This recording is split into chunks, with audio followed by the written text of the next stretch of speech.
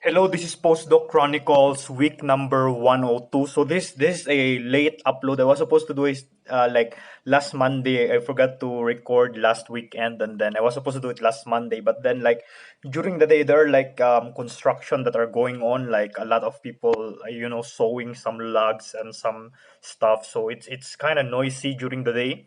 So I think I'm gonna record this now. That way, it's night time right now. That way, we don't have any noises. But anyway, before we talk about the postdoc, the game that we're gonna feature is Yu-Gi-Oh! Legacy of the Duelist. So I've talked about this game before. I'm featuring this now because early this year there's actually like a huge update for the game itself. So this game was available for the Nintendo Switch, I believe, last year, but you had to like go to the Japanese eShop if you want to have one. Of course, you can play it in English, but yeah, eventually it came out for the Western market, and so yeah, I have this. And then early this year, there's a huge update that came for it because the game when initially came out, the campaign for the current ongoing Yu-Gi-Oh, which is Yu-Gi-Oh Vrains, the one that uses the link format.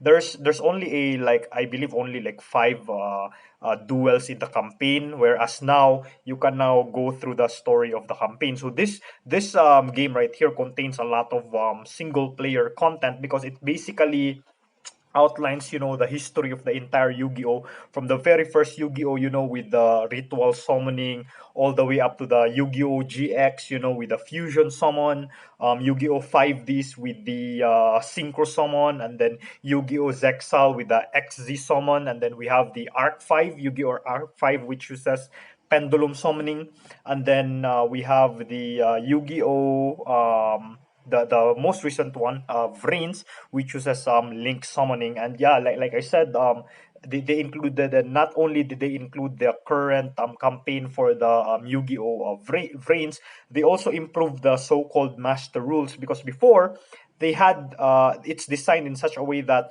the entire campaign in the single player follows the link summoning rules. And it's really unfair when, for example, the AI that uses, for example, synchro cards or pendulum cards, they can't like abuse the mechanic of the they can't abuse their deck because they are limited by link summoning. So the current meta is that in order to like summon monsters from your extra deck, synchro summon, XZ summon, or all these things, you need to have a monster in the extra monster zone that points to a corresponding extra areas in your monster zone, so that you can summon monster from your extra deck going there. Before that, for example, pendulum summon, before the link summon was up, pendulum summon was really very strong, because the moment you have like two pendulum monsters, as long as you can set the scale, you can basically summon monsters within those scale. And so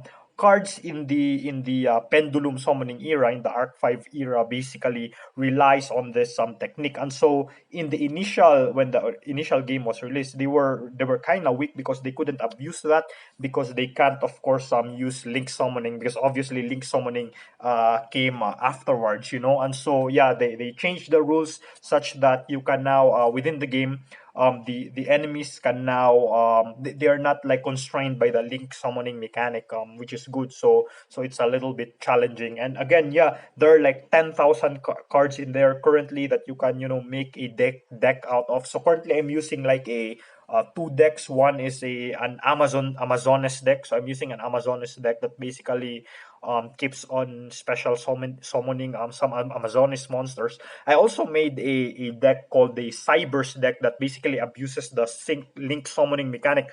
It's so powerful, so that sometimes I don't want to use it, because it's like it's not worth it. Like it's like overkill. Like the setup is very huge and so on, and it's like you don't even need it, because the enemies are like dead basically, before you can even set up the link monsters. Yeah, but anyway, I believe like later on, when it becomes tougher, then I'm gonna use it. But right now, yeah, I'm really enjoying my Amazonis deck. But yeah, basically so far, the best Yu-Gi-Oh game that you can play in terms of the most modern mechanic, because for example dual links on the cell phone or on the iPad, on the mobile, basically right now it's like it does not use the Yu-Gi-Oh format. It's like it's made for a quick play. It's only like three in the monster zones. You can only put three monsters, and then it only goes all the way up to I don't think it has I don't think it has XZ summon yet. I'm not sure if it even has some synchro, but yeah, I maybe it has synchro, but it doesn't have the XZ summon. Yeah, I believe it has synchro, but this is the the 5v5, the full on Yu-Gi-Oh mechanic. Then it also uses the link summoning mechanic, so it's very cool. But yeah, anyway, the postdoc. So last week, finally we were able to solve all the user hook issues that were giving us problems in the remaining, Athena. So Giancarlo, like I said, my direct supervisor, we were able to figure out what the problems were. So I did all the tests with all the job options that were giving the problems beforehand, and now all of them are working. So basically, it has something to do with the existence of some subfolders that are not found. They're found in like the newer versions of Pythia 8.30 something, but then they are not in the older Pythia. So when you call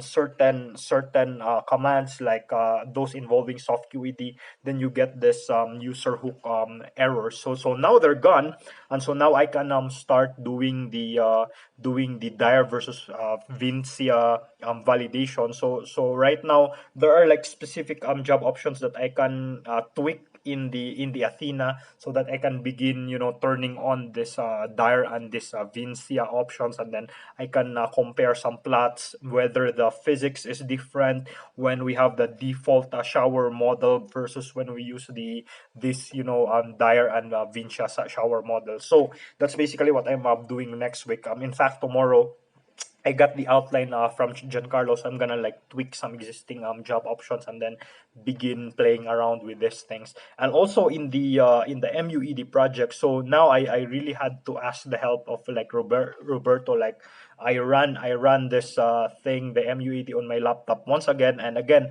There's a specific sub process, the one that involves the doublet KK quarks, which really requires like more than 50 gigabytes of hard disk space, something that I don't have a problem with if I'm using the computer on my office. But unfortunately right now, I'm not going to the school because of the huge case of COVID in South Africa. I believe South Africa currently is like within top 10, maybe I think top 6 or something like that, with the number of cases of COVID. So I'm really scared, to go outside. I don't want to go outside and contract the disease. So all of the stuff I'm doing right now, I'm doing inside my room. And so the disadvantage of that is I can't again use the resource that I have in my office.